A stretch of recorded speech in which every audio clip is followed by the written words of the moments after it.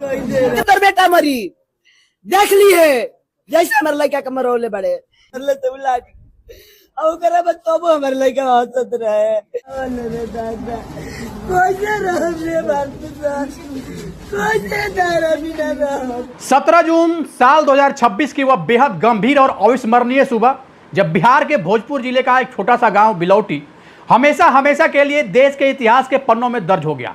एक ऐसा नौजवान जिसके हाथों में किताबें होनी चाहिए थी, जिसके सीने में अपने भविष्य को लेकर हजारों सपने होने चाहिए थे, वो उस सुबह अपने हाथों में हथियार लिए एक कठिन मोड़ पर खड़ा था।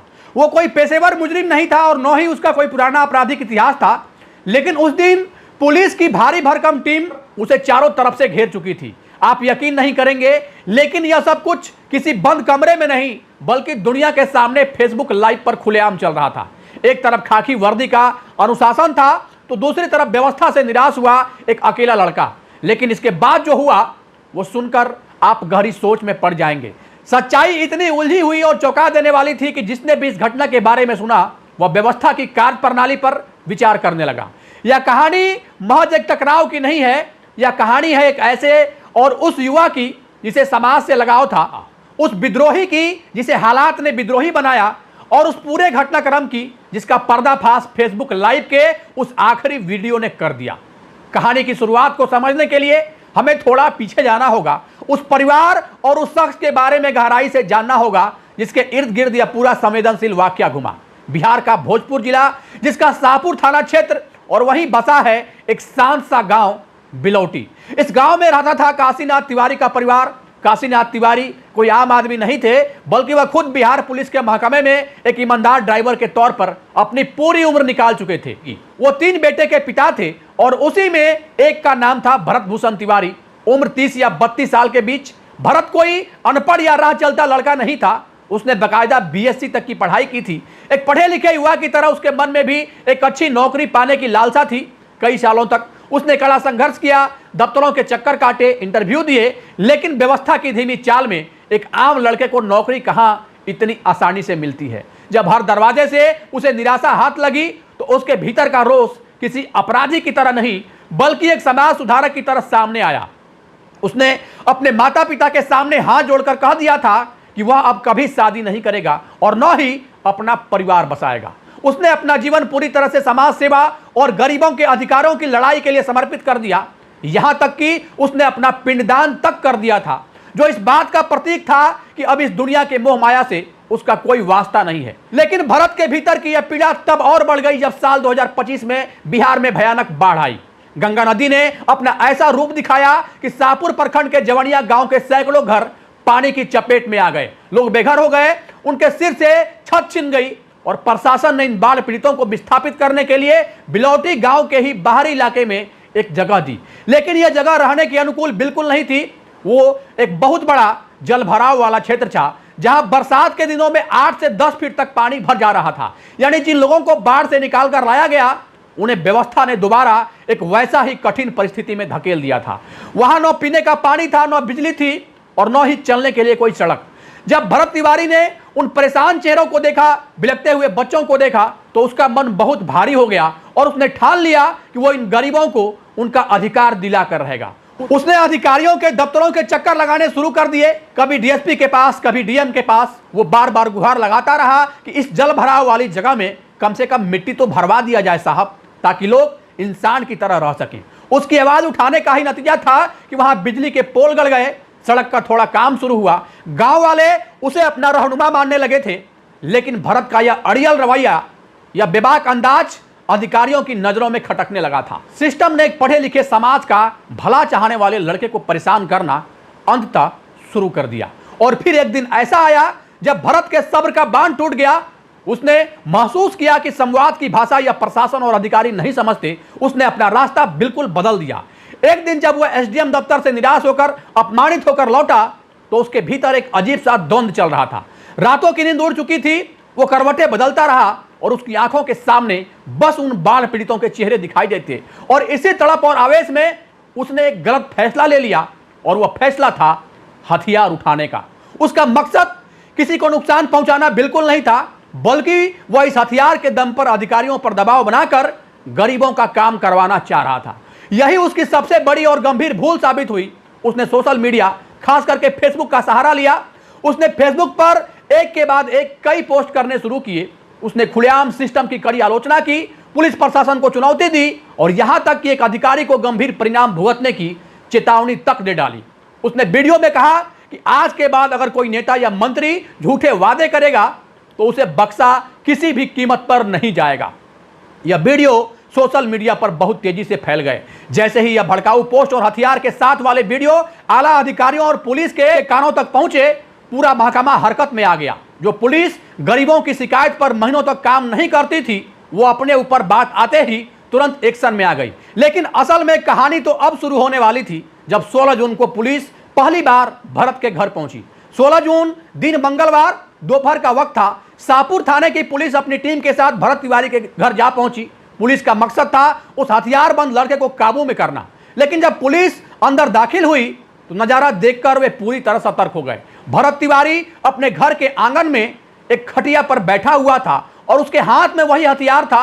उसने पुलिस वालों को देखते ही अपना रुख खड़ा कर लिया। उस वक्त का एक और वीडियो सामने आया जिसमें साफ दिख रहा था कि पुलिस वाले सामने बैठे हैं, भरत खटिया पर है और उसकी बूढ़ी मां रो रो कर उसे समझा रही है, बेटा यह हथियार छोड़ दो, प्रशासन के लोग हैं, कड़ी कार्रवाई कर देंगे।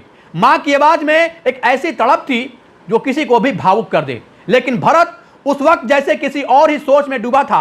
वह लगातार पुलिस वालों से बहस कर रहा था। वो कह रहा था कि यह व्यवस्था भ्रष्ट है, वह अपने आदर्शों के लिए लड़ रहा है और पुलिस उसे मानसिक रूप से कमजोर साबित करना चाहती है। करीब 4 घंटे तक वह तनावपूर्ण घटनाक्रम ऐसे ही चलता रहा। जी हां, पूरे 4 घंटे तक।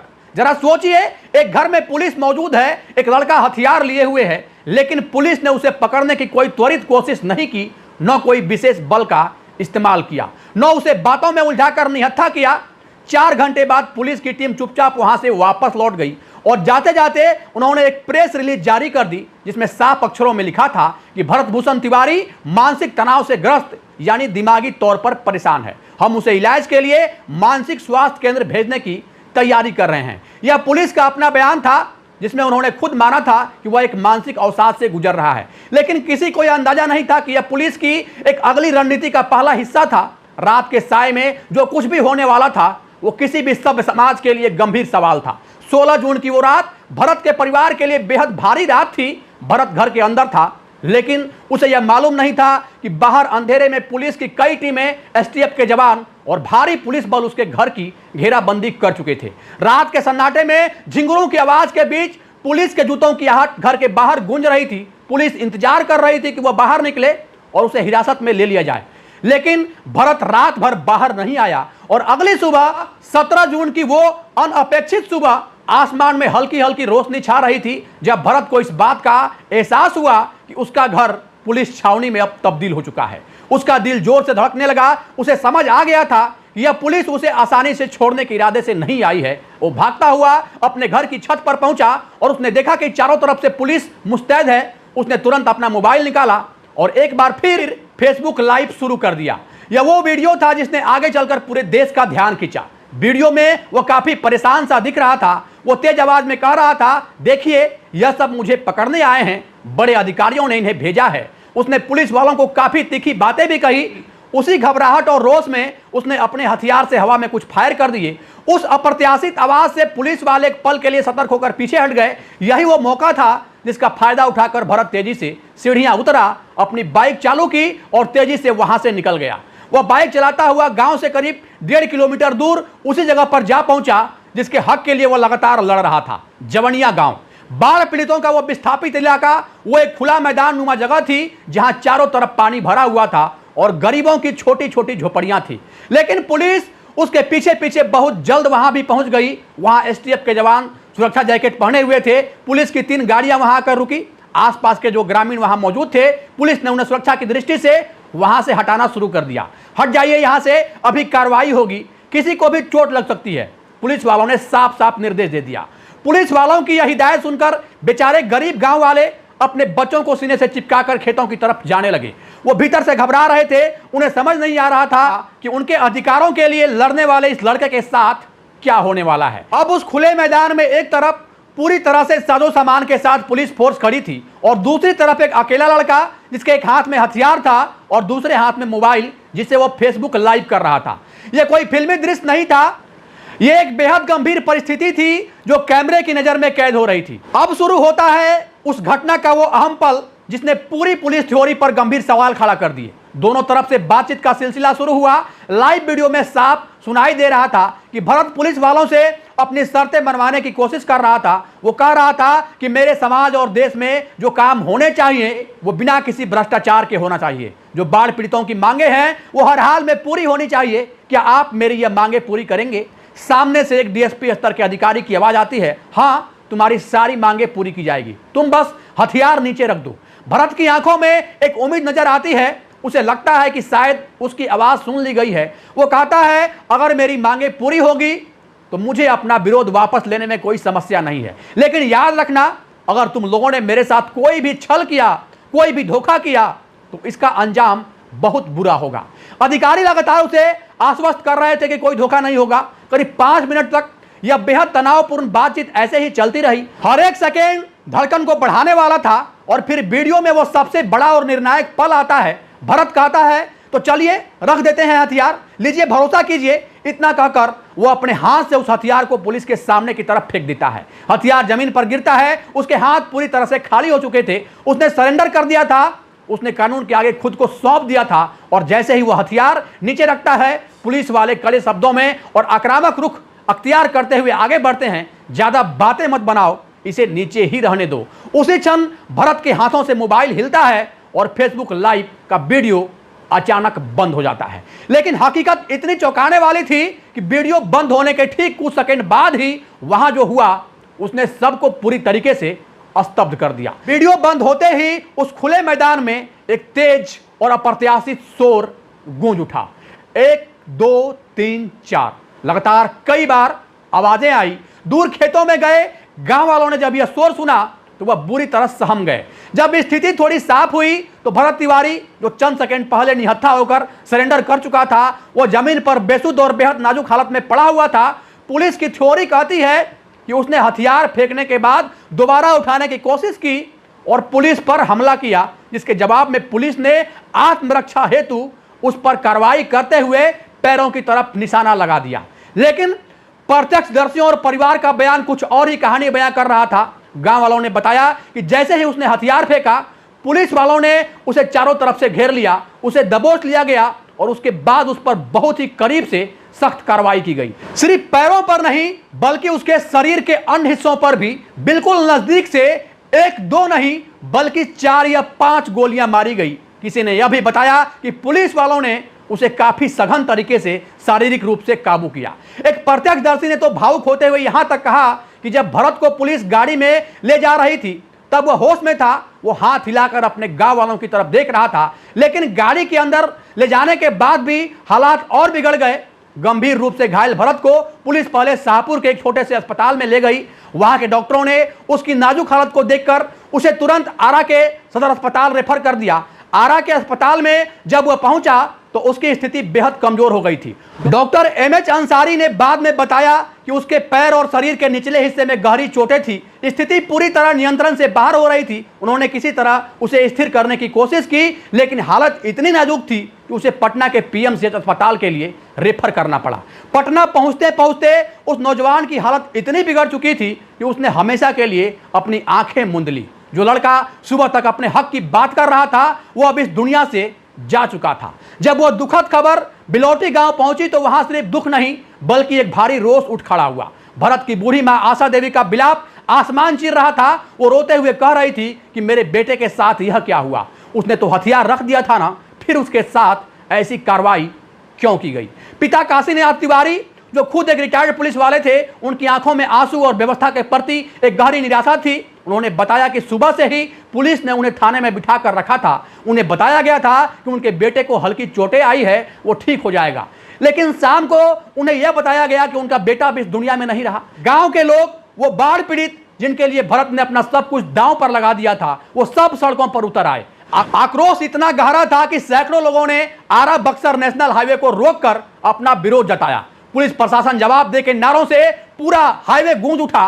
करीब 6 घंटे तक वह हाईवे पूरी तरह से बाधित रहा। गाड़ियों की लंबी कतारें लग गई। जब भीड़ अनियंत्रित होने लगी तो पुलिस को स्थिति को काबू में करने के लिए उन रोते बिलखते गांव वालों पर हल्का बल प्रयोग भी करना पड़ा। भीड़ को तितर बितर करने के उपाय किए गए। महिलाओं और बुजुर्गों को भी उस अफरा तफरी का सामना करना पड़ा और इसके बाद वो हुआ जो अक्सर ऐसे मामले में हमेशा होता है। राजनीतिक बयानबाजी शुरू हो गई।